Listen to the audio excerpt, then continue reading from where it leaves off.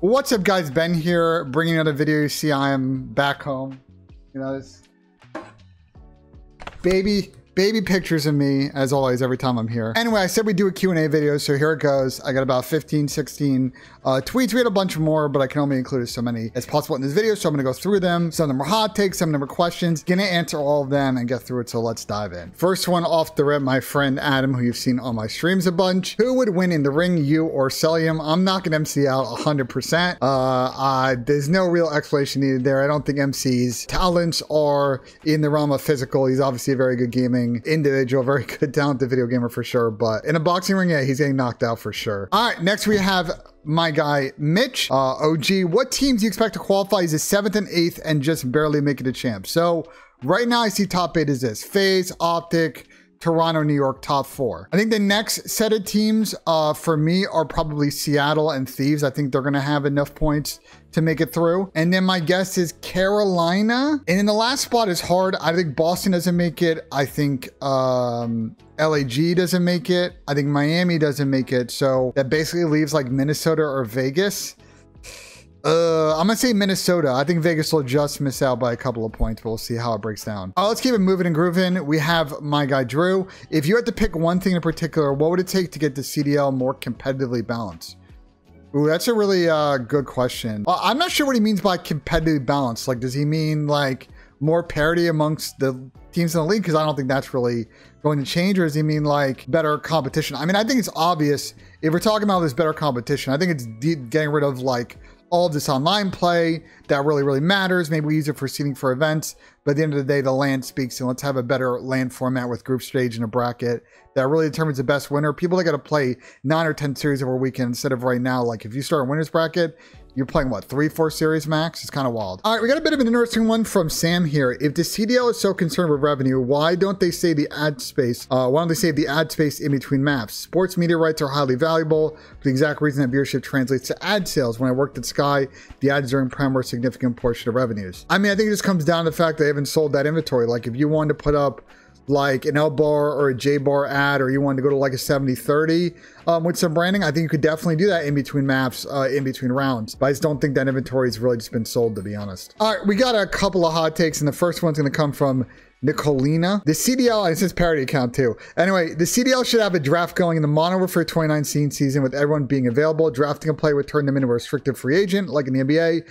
which will allow players to sign anywhere, but ultimately the drafting team could match. Look, this wouldn't happen. Like everybody's gonna want to protect certain players, and that was just never going to happen in Modern Warfare 2019. So this whole like concept of a fantasy draft, it's a hot take because it's just not realistic. I don't see any owner or majority owners really ever agreeing to it. We got Cohen Stop coming in here with our next one. How was your overall experience at the CDL studio? And if there was an offer, would you want to sit full time at the desk? Interesting question. So I did fill in for Nameless this past weekend on Sunday, and I had a great time. Like, you know, I used to work on the production side of things, so I've kind of seen how the broadcast runs, and I did get a couple of guest appearances here and there on the desk, but this is like the first one I ever did like full time, and it was a great experience. I had a good time with Ali, good time with the crew. Puck and I got brunch before, we like hung out, so everybody made me feel welcome. If I ever got a full-time offer to do the desk, yeah, I think I'd probably pull the trigger on it if it was worth it for me. I had a great time, and I'd love to keep doing it. Again, either one-off experiences or something bigger. We got Roland keeping it moving and grooving. Do you think that the Optic Dynasty could be more dominant in this era of COD they were before? I mean, I think it would be harder now for them to be dominant. I think there is competition now. If you talk about like the Tiny Terrors and they're kind of their team with MC, you talk about the Toronto squad, you know, the Thieves guys when they were together. Like, I think there would have been a couple of squads that would have definitely have taken series off of them and taken finals. I think they still would have been one of, if not the top team, but I don't think they would have been on some run of getting first all the time, especially with sort of the FaZe squad, I think, kind of competing with them. It would have been interesting. I would have loved to have seen it, but no, I think they thoroughly dominated an era that they were in, and I think they would have a little bit more difficulty winning as much as I still think they would win this era, but I think winning as much as they did back then, I think it would have been harder. All right, we got Ruben here. What is most likely going to happen next season? More teams for sure, more players for sure, more tourneys, or just all speculation from fans?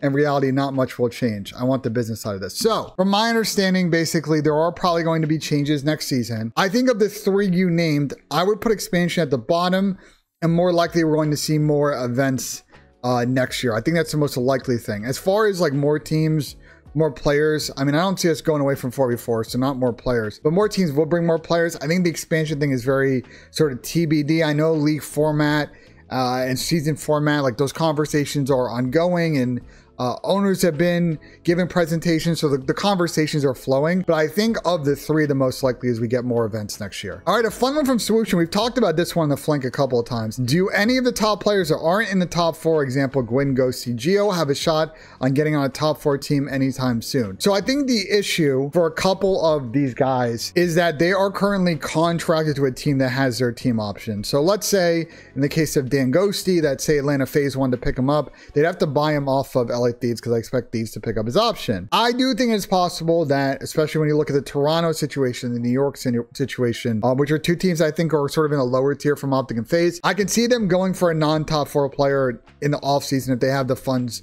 and resources to do it. I know Aches and a couple other people on the show have been kind of like poo-pooing the idea. I definitely think it could happen. It's just going to be a case of getting a buyout and getting an agreement sorted with their current team that they're on. All right, an interesting one from Eric. With the lack of majors this year and all the 1-2 weeks breaks after events and pros wanting to play comp but saying 8s are dead, why doesn't the league throw an online cup minor maybe in the middle of the splits? Open to pros and AMs 10K prize pool and sprinkle in some CDL points. So what you're saying is like the Halo Pro Series or like old 2K 5Ks or the Pro Downs, and we were in sort of the transition years of the CWL. I mean, nothing's stopping them from doing it. In my ideal world, I think you'd have the league running some. I think you could give like us money to do it, give Hitch money to do it, give Kason money to do it, give Toronto Ultra money to do it. I think you could brand all of those, and yes, you would give away money and prize points. It would make way too much sense, and I don't think it's a terrible idea. All right, we only got a few left. Andrew here, with the Major 4 changing and now a week between Major 3 and the qualifiers for Major 4, what do you think Rocker have to do to be more of a contender? I mean, this one's obvious. Just get better and respawn. They look really funky, especially in Hardpoint with their pacing. And if they're controlling the game, it looks fine, but when they have to make any kind of breaks or take map control of a team, good luck. Like, I think it's just time and reps, and I think the week break will help, but I don't know if dropping a Reese Vivid was the right move here, to be honest. We got Zombie X Army 3 shot. If there was one team not in the top 4 that you could see making a Grands, aka Grand Final, who would it be? So I really don't see it. But if I had to pick a team, I think it's probably Thieves or Seattle. I think they have enough playmaking and S&D prowess to really give some of these top teams a chance. But I'm gonna be honest, you have to be either FaZe or Optic, and I just don't see any of those teams doing that. So hypothetically those two teams, but I think it's extremely unlikely this year. All right, Mike with a good question here. If Carolina don't get a good result, top 6, which I think is sort of a good result, top 6, top 8, in Toronto, do you think they have a look at making a change? And if so, then who? Or do you think they are better off sticking it out and striving for more consistency as they make a push for champs qualification? I mean, look, I'm just gonna lay it plain. Like, I think if there was an AR upgrade out there that they feel confident pulling the trigger on, I think that's really what you would do. I think you don't really break up Gwyn and TJ. I think they got good chemistry. And I think TJ actually in their last series against FaZe played exactly the way you want to play against a top team. It's just their ARs got smoked, and that's a big issue in the area of upgrade. But if you change the ARs and it ruins your S&D, then you ruin your path of getting good placing. So it's a tough line to walk, and that's why I think they're probably going to stick it until the end of the year, unless there's some big team issue going internally. All right, only 2 more left. Matt Campbell, if Envoy has another terrible major in Toronto, his hardpoint continues to be bad, would Toronto consider bringing Charlie Hicksey back? So this is a real interesting one. I actually don't know. If you had asked me this a couple of weeks ago, I probably would have said, nah, I think they just stick it out with Envoy. But if they go this major and they lose to FaZe and Optic and they get smoked, they lose to New York, or they get upset, like, I really could see them making a change and trying to bring Charlie in and trying to run back the chemistry, but it might not be enough for them. So I don't know. This one's tough. Again, I would have probably said no a couple weeks ago, but now I think it's a non-zero chance for sure. And then the last question, we got Chaz here. What do we have to do to get you off the flank? Nothing, because it's never going to happen. I would only leave the flank on my accord. All of you haters out there, good luck at getting me dropped from the flank. GG's. So yeah, that'll do it for this video. A fun one, a Q&A. I do these more regularly every 2 or 3 weeks, so make sure I do that. So coming up next, tomorrow I have my predictions video for this remaining week online, so make sure you look out for that. Like if you enjoyed, subscribe for more. Let me know in the comments what you thought of this video. And as always, guys, we'll see you on the next one.